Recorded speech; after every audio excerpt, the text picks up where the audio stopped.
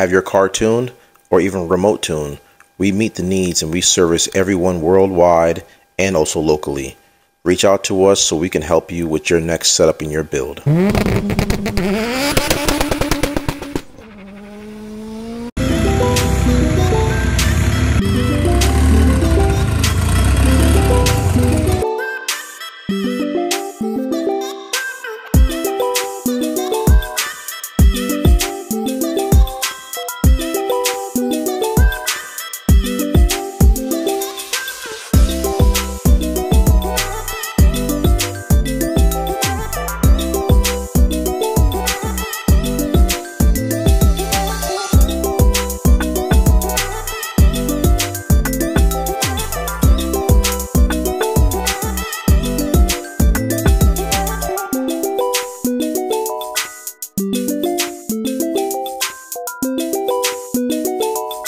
Setting the base timing for most race cars, or cars in general, is the ideal, most important thing to do before touching anything else.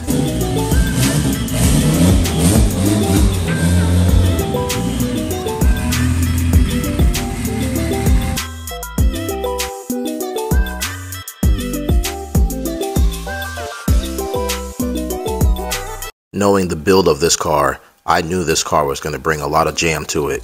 So I had to use double straps. It's on a 6870 turbo.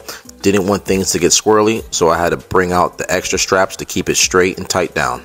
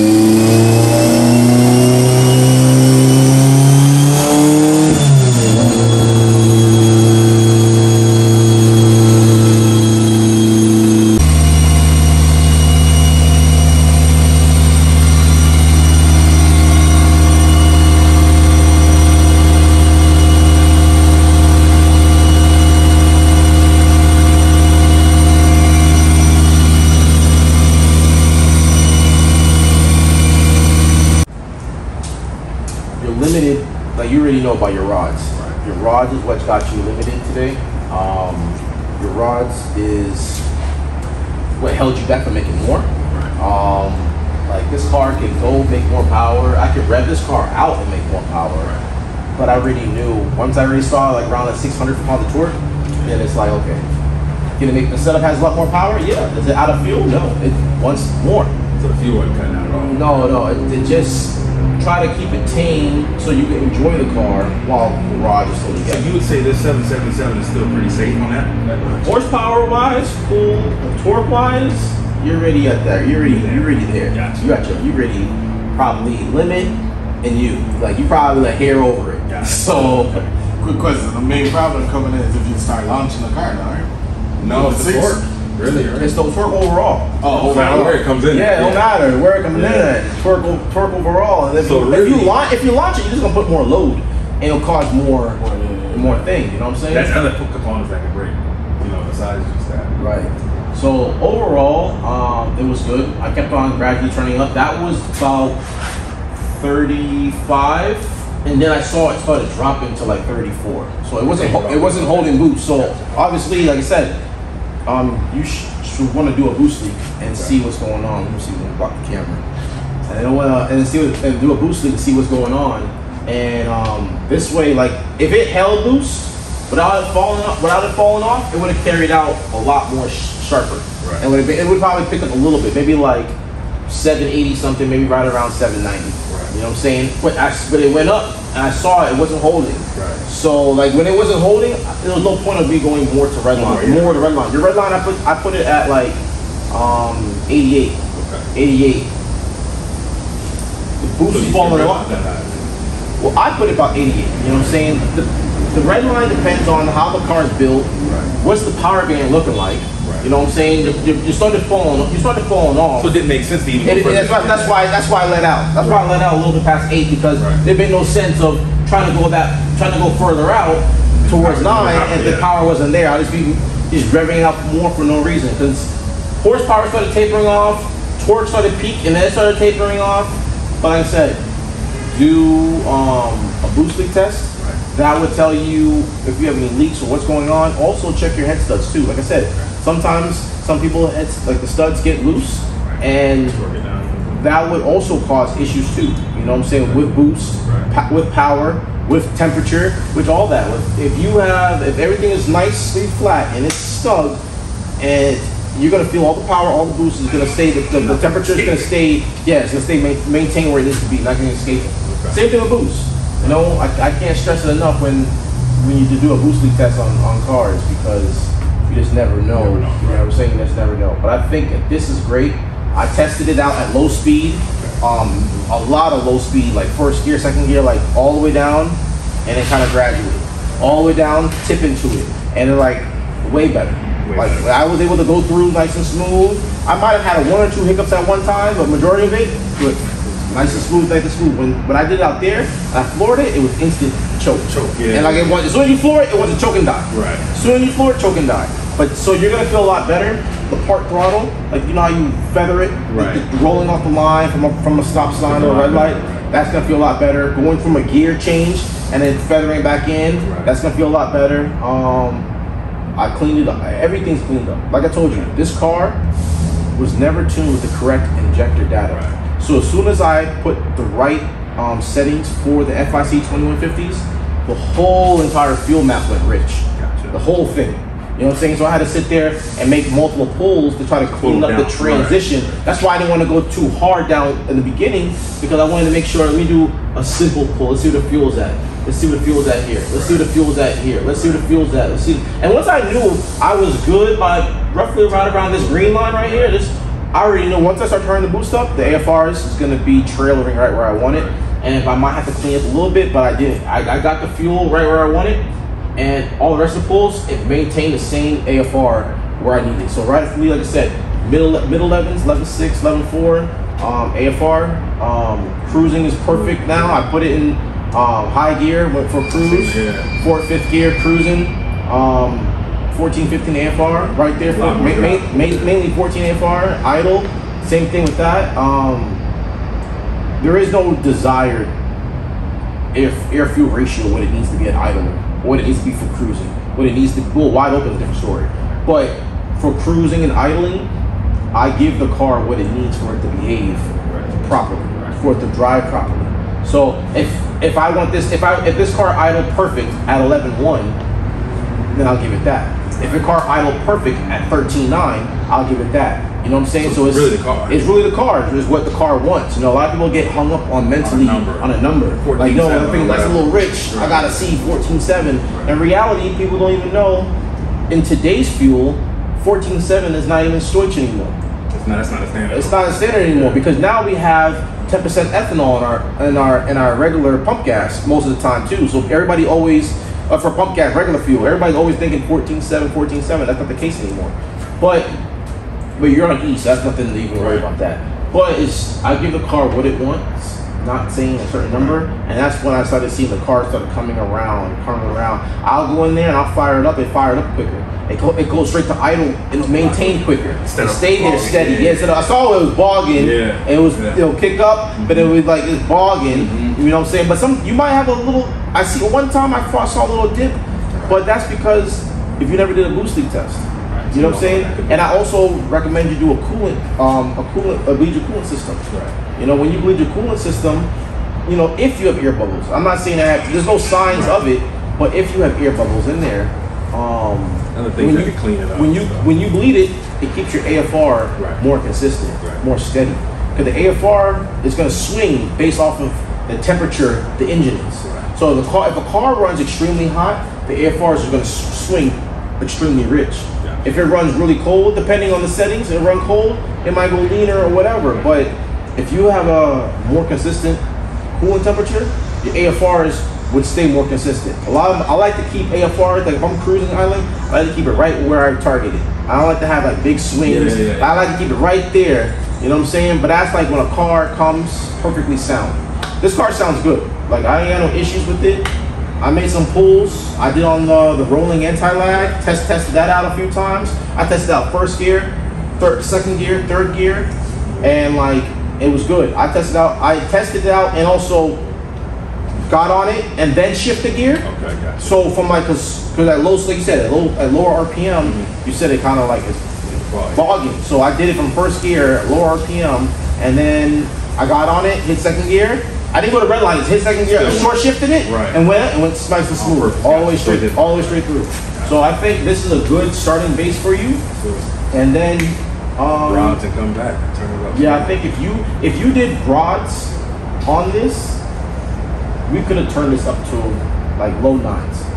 Low nines. To be honest with you, you have small fuel pumps.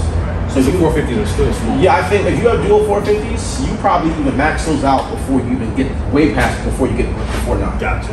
You know what I'm saying? So that's a must if I want to go up to 9, 1,000. Yeah, for a dual 450 is like a good mid 800 safely, depending on your fuel pressure. But it's a good mid 800 horsepower fuel demand. Now, if you want to have more than that, up towards 9+, to do it safely, where your duty's not screaming to the roof, then you do dual 525s, both of them on a relay.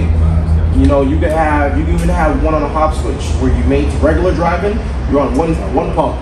By the time the car sees 10 pounds of boost, the second pump comes on. So you're not driving. That was your yeah, I like that. Yeah. Yeah, that's why you're not driving around on 2 pumps drawing the voltage all the time. Or whatever, you know. They'll come on sooner, come on later, depending where we need it.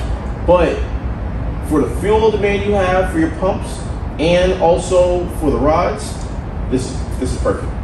This is perfect. Let me tell you, I don't really get hung up on horsepower. Me neither. I know it feels fast. The torque is what makes the car go feel fast. When you have that kind of torque down low, at 6,200, which is not that high, like it's gonna rip.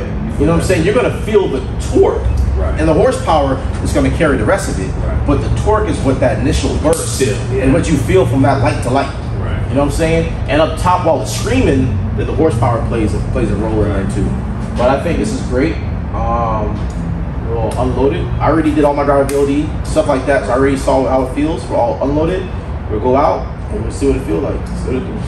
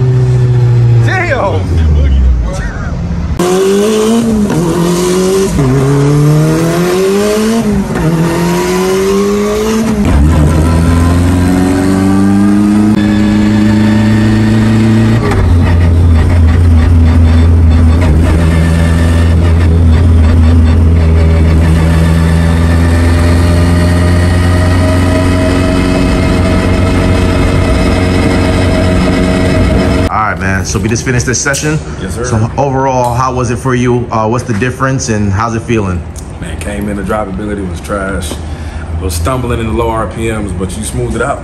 That's why I came to you, bro. Right. I knew you could get it right. Right. So when you went for that test drive, what was the difference in the drivability beforehand and what it feel like now? Night and day. I mean, the red lights don't scare me no more. I don't feel like I'm gonna bog out or whatever. I mean, it picks up and it drives closer to stock than you would think it would. Right. So how did it feel when you got on that rolling anti-lag and you was able to hit it? I love spice. I love spicy food. I like spicy cars. You know what I'm saying? Gave me the juice. I appreciate it. Right, man. So we're gonna upgrade these rods and we're gonna turn it up some more. And oh yeah, you probably got another 180, 200 horsepower, another 200 horsepower left on the table. Yes, sir. So, all right, man, I appreciate you, bro. All right, bro. All right, bro. Yes, sir.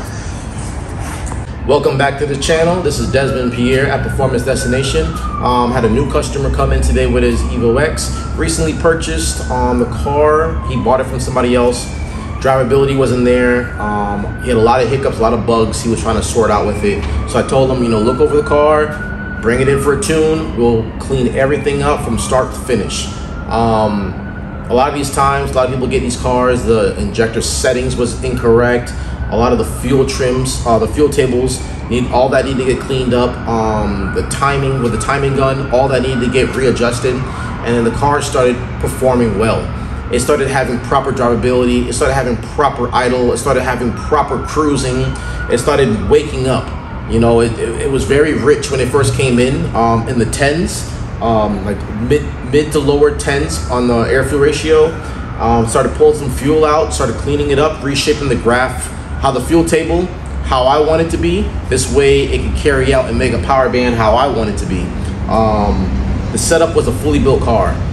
It was a fully built car. We don't know if it was sleeved. He'd think it was sleeved, but he knows for sure it was on H-beam rods. So it's a fully built setup on H-beam rods, S3 cams, Precision 6870, FIC 2150s. It's a double pumper, but only for dual 450s. And it also has a dog box. But the limiting factor today for today's session was the rods. He's on mainly H-beam rods. They're not I-beam rods, they're H-beam rods. So it's very limited for how much power it can make, how much torque it can make.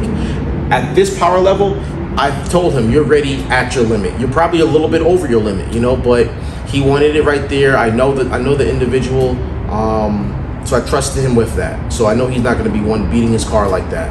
So at first we started cleaning it up from ground zero. How I operate, I don't go full tilt right away. I just start cleaning it up from ground zero, from lower boosts, lower RPMs, and I just start working it up, start stepping it up, start stepping it up, start stepping up, until I got to the point where I knew the AFRs were where I wanted, and then I just started working that boost in, and the car finished very nice. Nice graph, nice pull.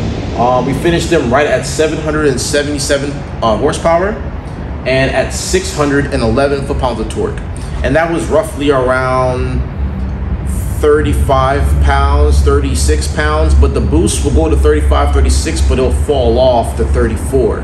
So I didn't need to rev it out that high. I only went to a little bit past 8.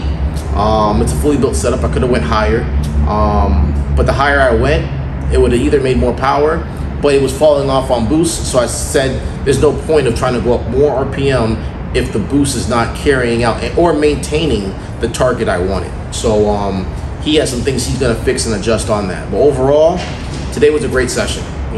He came in, when I hop in the car, the beginning, fire it up, when I try to rev it, it would choke, it would die. If you just floor it, it would just kill, it would just die on its own. This car is on an ECU Master standalone system. So it has a standalone ECU in this EvoX from ECU Master, ECU Black, most people also known as, but it worked phenomenal. Today I cleaned up everything. We clean up everything. He's on rolling anti-lag, clean that up, make sure that's hitting where it needs to be. So when he's on that button, it'll build the boost he needs, and when he's off the button, it will slingshot him at whatever race event or whatever race he's looking for. When it comes to me, I'm more about making sure the drivability is good. The car can make power, and he has way more potential to make even more power, but what's good is the power if the car don't drive right. So what's good of the power if he has a car like that is street driven, but can't go to car meets or car shows or car events or drive it to whatever, or a friend's house. If it's always bogging, if it's always bucking around, and that's how he was when he came in. He came in, anything light throttle, low RPM, it would just be bucking all over the place. I clean all that up. I focus on the drivability, because the drivability is really where the hard part is. You know, making power and wide open pulls is the easy stuff. But making sure a car that comes in on a setup like that, on a standalone ECU, built setup, big turbo, big fuel system, and still make it drive as comfortable, nearly as stock feel as I can. You know, he has some bugs he needs to work through and still needs to situate.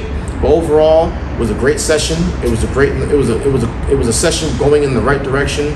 He left here all smiles. I'm happy that he's happy, and that his car sounds and feels happy. If you too would like to work with me like how he did, whether it's dyno or remote tune, you can catch me at 941-268-7493, or you can catch me on all platforms of social media at Performance Destination. Thank you for watching. Till next time, please like and subscribe and leave a comment below. Tell us the kind of setup that you want us to start tuning. Tell us the kind of things you want to start seeing. Just give me some of your feedback, you know. Drop a comment below and we'll try to meet the needs of our viewers. Have a good day.